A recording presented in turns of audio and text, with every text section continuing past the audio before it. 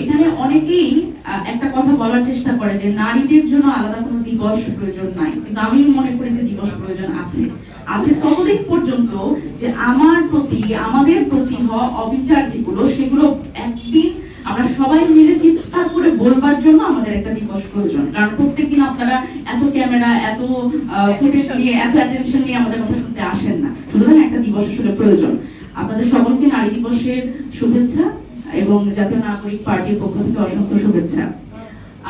এখানে যেহেতু জুলাই সনদের কথা আসলো, সেটি নিয়ে আমি একটু শুরু করি। সেটা হচ্ছে যে আমার ফরচুনেটলি অথবা আনফরচুনেটলি এই জুলাই যে ঐকমত্য কমিশন ছিল, সেই ঐকমত্য কমিশনে যখন আমরা আলোচনা করি, যেদিন নারীদের সরাসরি নির্বাচনে অংশগ্রহণের কথা আসে, সেদিন আমি সেখানে উপস্থিত ছিলাম এবং আমার এই অভিজ্ঞতা আমি অনেকবার বলেছি বিভিন্ন জায়গায়।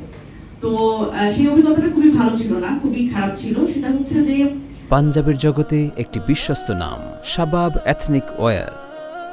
আমি দেখলাম যে এই 5 আগস্ট পরবর্তী সময়ে রাজনীতিবিদরা যখন আমরা বারবার করে একটা বিষয় নিয়ে খুব কঠিন পরিস্থিতির মধ্যে আছি যে ঐক্য, রাজনৈতিক ঐক্য হচ্ছে না, কোনোভাবে ঐক্যমত্যে পৌঁছতে পারছে না, কিন্তু যখন আমরা এই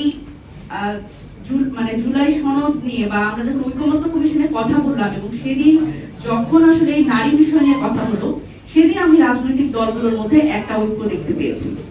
কেউই আসলে চান নাই এনসিপি ছাড়া যে নারীদের এই সংসদে সরাসরি 100 আসনে নির্বাচন হোক, এবং আমরা বলছিলাম যে এই 100 আসনে সরাসরি নির্বাচন হতে হবে, প্রক্রিয়াটা কি হবে এটা নিয়ে আমাদের আলোচনা হতে পারে। কিন্তু সেদিন দেখলাম যে পুরনো রাজনৈতিক দলগুলো তারা কোনোভাবেই এটা মানতে রাজি না এবং তারা বলেই দিলেন এক সময় যে এটি বাংলাদেশের যে রাজনৈতিক বাস্তবতা সেখানে সম্ভব না।